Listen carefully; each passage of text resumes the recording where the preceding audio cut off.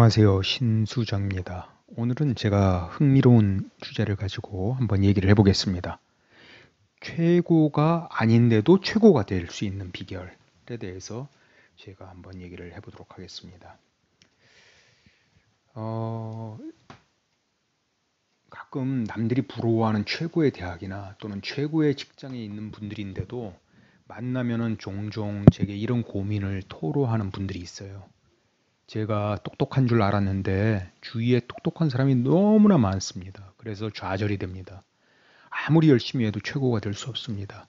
겨우 따라가는 수준밖에 되지 않을 듯해요. 아예 포기하고 제가 진짜 잘하는 영역을 찾아야 할까요? 분야마다 사실 다르지만 어떤 분야에서 최고가 되려면 어떻게 해야 될까요? 100분의 1에서 10,000분의 1 정도까지는 돼야 됩니다. 물론 엄청난 재능과 실력으로 그 분야에 최고가 될 수 있다면 다행인데요. 그렇지 않다면 도대체 어떤 전략을 써야 될까요? 괜시리 그 분야에서 고생만 하고 싸우기만 하고 좌절만 하면서 지낼 필요가 있을까요?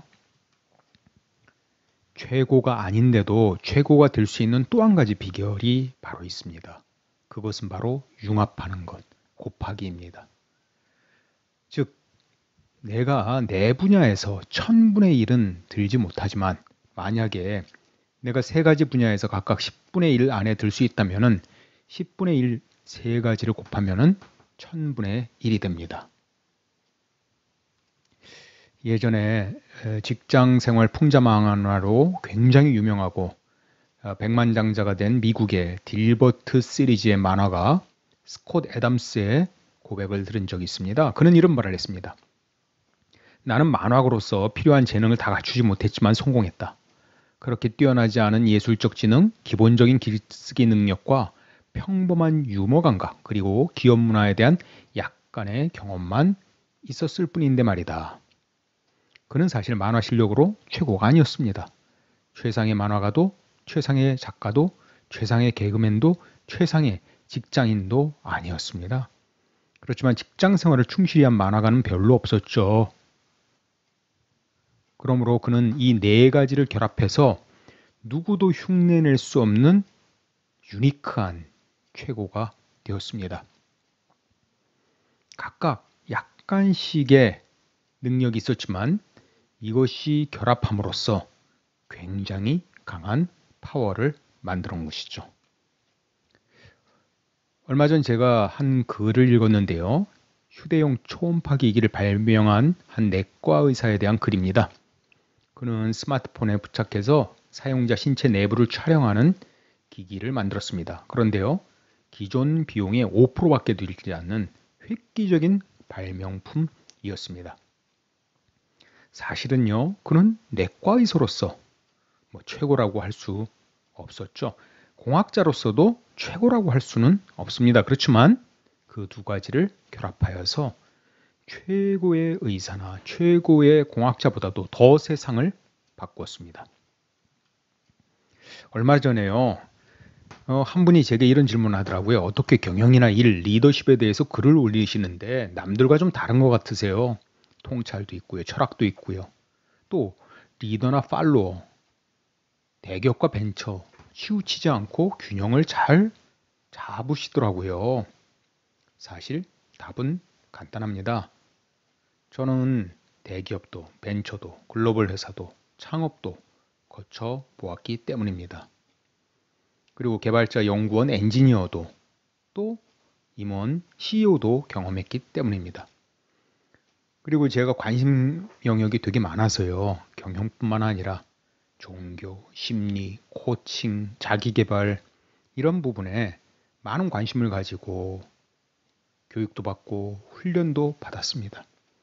이런 것들을 융합함으로써 사실 제가 다른 사람이 할 수 없는 독특함을 만든 것입니다. 물론 제가 어떤 영역에서 굉장히 대단하고 유명한 사람은 못 되었지만 제가 이러한 다양한 경험들을 엮어서 저만의 독특함을 창조할 수 있었던 것입니다.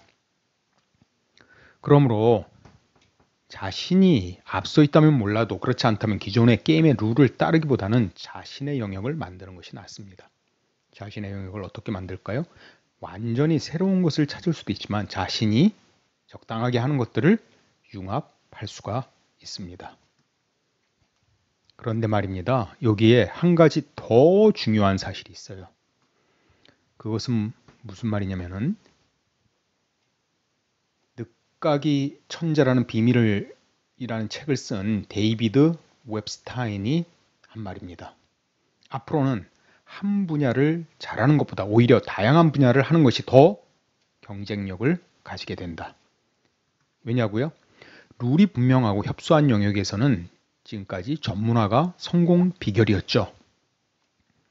그렇지만 앞으로는 그러한 영역은 AI가 대체할 것입니다. 그러나 불확실성이 높은 영역, 규칙을 모르는 영역에서는 무엇이 더 중요한가요? 전문화보다는 폭넓게 종합하는 능력이 더 중요하다는 것입니다. 그래서 새로운 돌파나 혁신은 한 가지를 잘하는 사람에게서 나오는 게 아니라 여러 가지를 다양하게 아는 사람에게서 나온다는 거죠. 그는 이렇게 말합니다. 전문가는 혁신을 일으키지 못한다. 여러 분야를 알고 이를 통합하는 사람이 더 혁신적으로 문제를 해결할 수 있고 장기 예측 능력도 뛰어나다라고 말을 합니다. 제 남동생은 치과 의사입니다.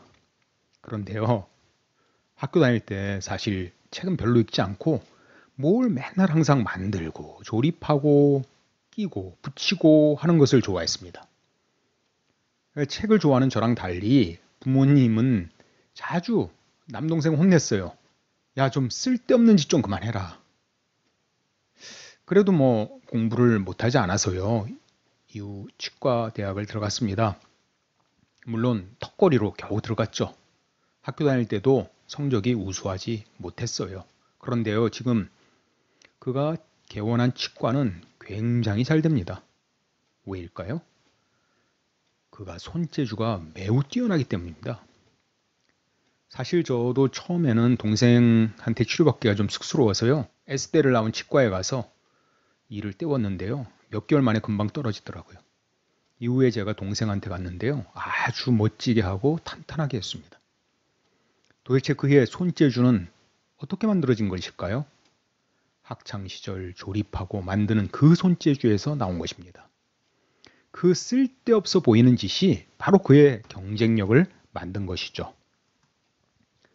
과학의 대부분의 획기적인 발명은 과학자들의 쓸데없는 짓으로, 쓸데없어 보이는 짓으로부터 나왔다고 합니다. 또는 다른 분야에서의 인사이트로부터 나왔다고 합니다. 생물이라면 물리, 물리라면 생물, 이러한 서로 다른 분야로부터 나왔다는 것이죠. 영국의 물리학 교수 안드레 가임은요, 개구리를 자석에 잡아서 공중부양하는 그런 실험 같은 쓸데없는 연구를 많이 했습니다. 그래서요, 아주 엉뚱하고 쓸데없는 연구를 하는 사람한테 주는 이그노벨상이라는 그러한 상도 받았어요.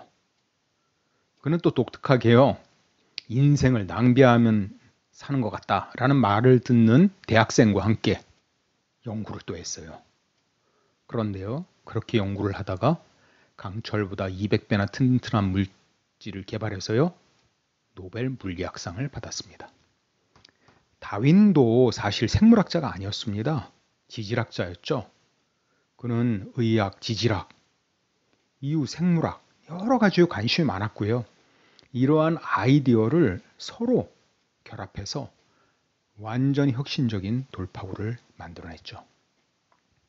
스티브 잡스는 어땠습니까? 철학가를 중퇴했고 서체 교육을 받고 어느 날 인도 여행을 떠나고 애플에서 해고되고 영화를 만들고 이러한 다양하고 어떻게 보이면 실패한 행동, 어떻게 보면 쓸데없는 행동들을 많이 했습니다. 그렇지만 이러한 하나하나의 점들이 다 연결이 돼서 정말 세계적인 사람들에게 감동을 주는 제품을 만들 수가 있었던 것이죠. 그러므로 우리가 한 분야를 굉장히 잘하고 거기서 최고가 되는 게 그렇게 좋은 것은 아닙니다. 오히려 진짜 돌파구를 만들려면 다양한 분야를 알고 연결하는 것이 더 중요합니다. 그러므로 결론을 말씀드리겠습니다. 첫 번째, 어떤 영역에서 뒤처진다고 너무 걱정하지 마라. 빨리 가는 게 좋은 것은 아닙니다. 두 번째, 하나만 열심히 하는 것이 반드시 좋은 것은 아니다. 물론 자신이 가장 많이 하는 영역에 어느 정도 수준으로 팔 필요는 있겠죠. 그렇지만 오히려 다양한 곳에 관심을 가지고 실험하고 배우고 수정하고 또 포기하기도 하는 것입니다. 그리고 세 번째는 두 번째에 만든 이 다양한 경험들을 융합을 하십시오.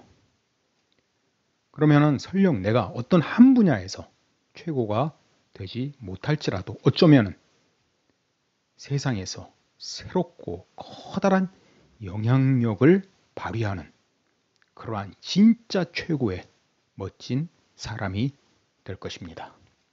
감사합니다.